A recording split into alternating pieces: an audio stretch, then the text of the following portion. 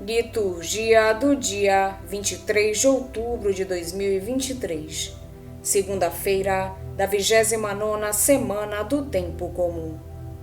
Memória de São João de Capistrano, presbítero. Primeira leitura. Leitura da carta de São Paulo aos Romanos. Irmãos, diante da promessa divina, Abraão não duvidou por falta de fé, mas revigorou-se na fé e deu glória a Deus, convencido de que Deus tem poder para cumprir o que prometeu. Esta sua atitude de fé lhe foi creditada como justiça. Afirmando que a fé lhe foi creditada como justiça, a Escritura avisa não só a pessoa de Abraão, mas também a nós. Pois a fé será acreditada também a nós, que cremos naquele que ressuscitou dos mortos, Jesus nosso Senhor. Ele, Jesus, foi entregue por causa de nossos pecados e foi ressuscitado para nossa justificação. Palavra do Senhor. Graças a Deus. O responsório do Evangelho de São Lucas, capítulo 1. Bendito seja o Senhor, Deus de Israel, porque a seu povo visitou e libertou. Fez surgir um poderoso Salvador na casa de Davi, seu servidor, como falara pela boca de seus santos, os profetas desde os tempos mais antigos. Bendito seja o Senhor Deus de Israel, porque a seu povo visitou e libertou. Para salvar-nos do poder dos inimigos e da mão de todos quantos nos odeiam. Assim mostrou misericórdia a nossos pais, recordando a sua santa aliança. Bendito seja o Senhor, Deus de Israel, porque a seu povo visitou e libertou. E o juramento a Abraão, o nosso pai, de conceder-nos que, libertos do inimigo, a ele nós sirvamos sem temor, em santidade e em justiça diante dele, enquanto perdurarem nossos dias. Bendito seja o Senhor Deus de Israel, porque a seu povo visitou e libertou. Evangelho de Jesus Cristo, segundo São Lucas. Naquele tempo, alguém do meio da multidão disse a Jesus: Mestre, dize ao meu irmão que reparta a herança comigo. Jesus respondeu: Homem, quem me encarregou de julgar ou de dividir vossos bens? E disse-lhes: Atenção, tomai cuidado contra todo tipo de ganância, porque mesmo que alguém tenha muitas coisas, a vida de um homem não consiste na abundância de bens. E contou-lhes uma parábola. A terra de um homem rico deu uma grande colheita. Ele pensava consigo mesmo: que vou fazer? Não tenho onde guardar minha colheita. Então resolveu: já sei o que vou fazer. Vou derrubar meus celeiros e construir maiores. Neles vou guardar todo o meu trigo, junto com os meus bens. Então poderei dizer a mim mesmo: meu caro, tu tens uma boa reserva para muitos anos. Descansa, come, bebe, aproveita. Mas Deus lhe disse: louco, ainda nesta noite pedirão de volta a tua vida. E para quem ficará o que tu acumulaste? Assim acontece com quem ajunta tesouros para si mesmo, mas não é rico diante de Deus. Palavra da salvação. Glória a vós, Senhor. Paulo concentra-se agora na fé de Abraão e na sua relação com a promessa de Deus. Nos versículos de 20 a 22, sublinha a caminhada decidida e corajosa do patriarca para a salvação por meio da fé.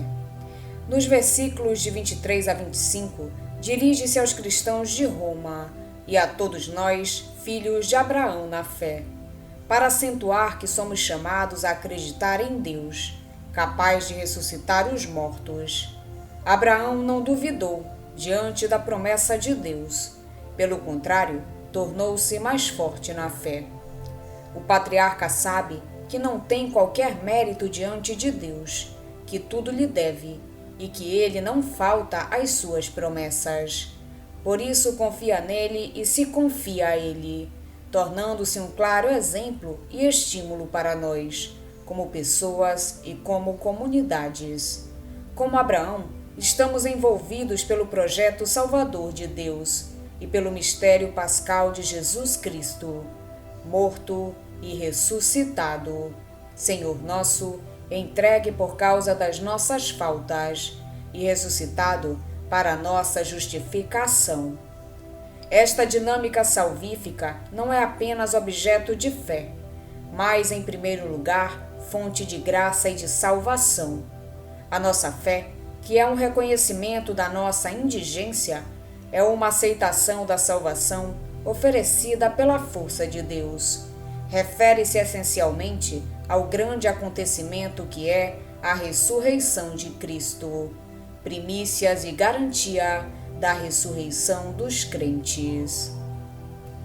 Com respeito ao Evangelho, ao contar o episódio do pedido que alguém faz a Jesus para que resolva uma questão familiar, Lucas introduz a parábola do homem rico, cujo campo produzira com abundância.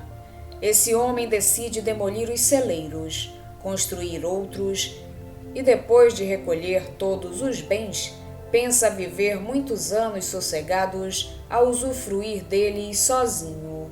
Mas Deus não aceita a sua insensatez, fazendo-lhe ver que é Ele o Senhor da vida e que de um momento para o outro, sempre muito em breve, o rico avarento será chamado a dar contas dela. O texto termina com uma afirmação sapiensal muito forte. Assim acontecerá ao que amontoa para si e não é rico em relação a Deus.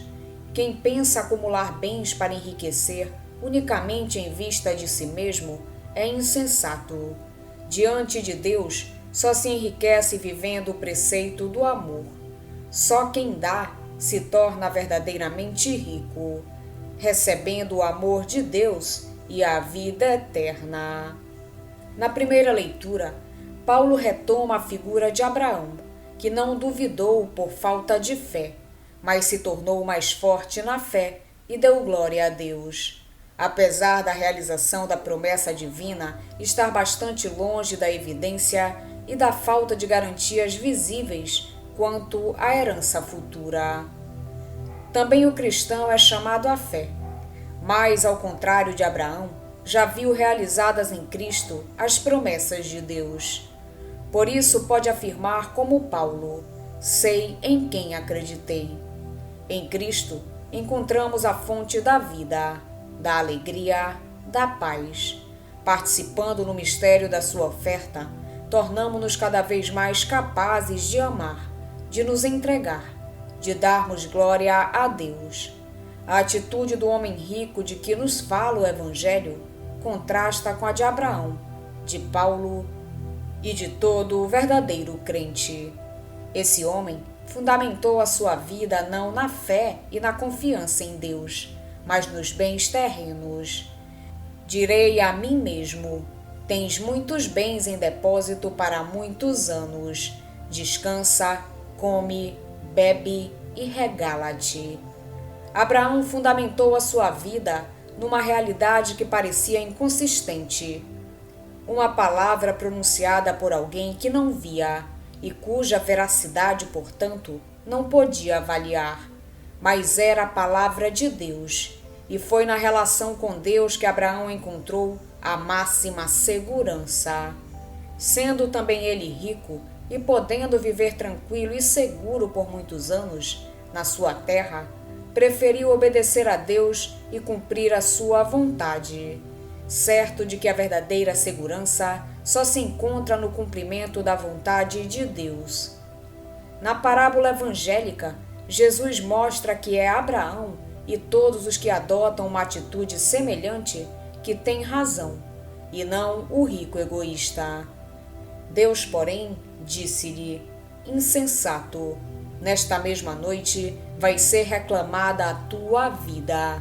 E o que acumulaste, para quem será?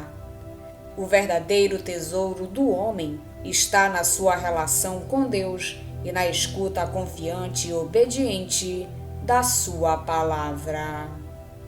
Hoje a igreja faz memória a São João de Capistrano, presbítero. Nasceu em Capistrano, nos Abruzos, Itália, no ano 1386. Estudou direito em Perúgia e exerceu durante algum tempo a profissão de juiz.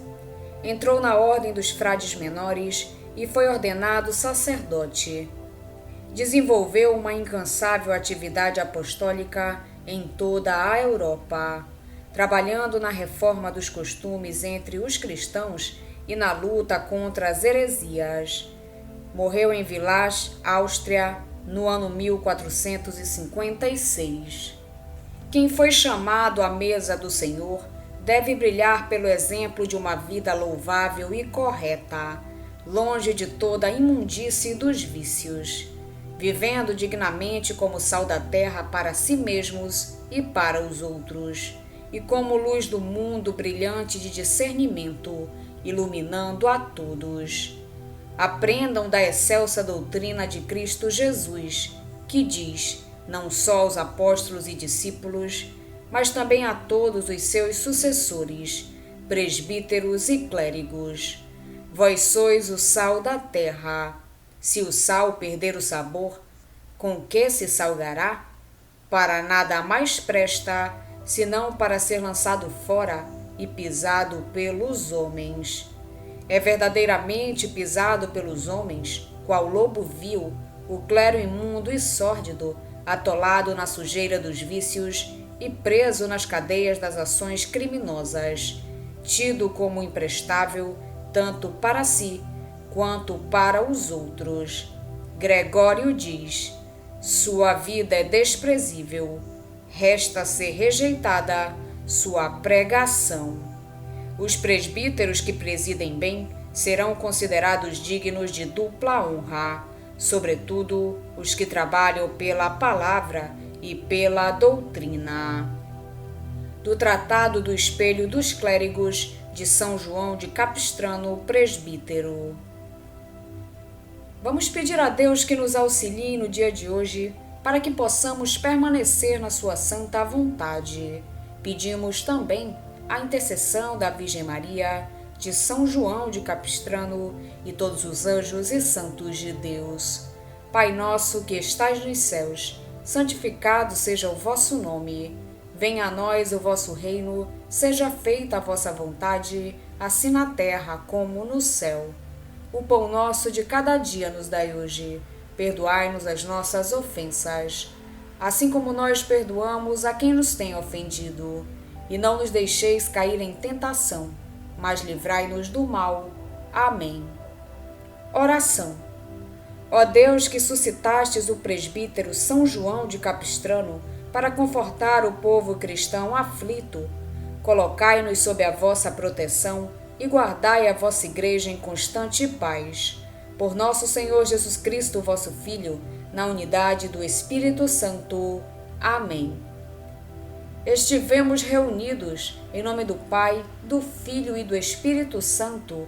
Amém. Tenham todos um abençoado dia. Fiquem na santa paz de Jesus. Se inscrevam no canal, deixem seu like e compartilhem essa mensagem com seus amigos. Um grande abraço e até o próximo vídeo.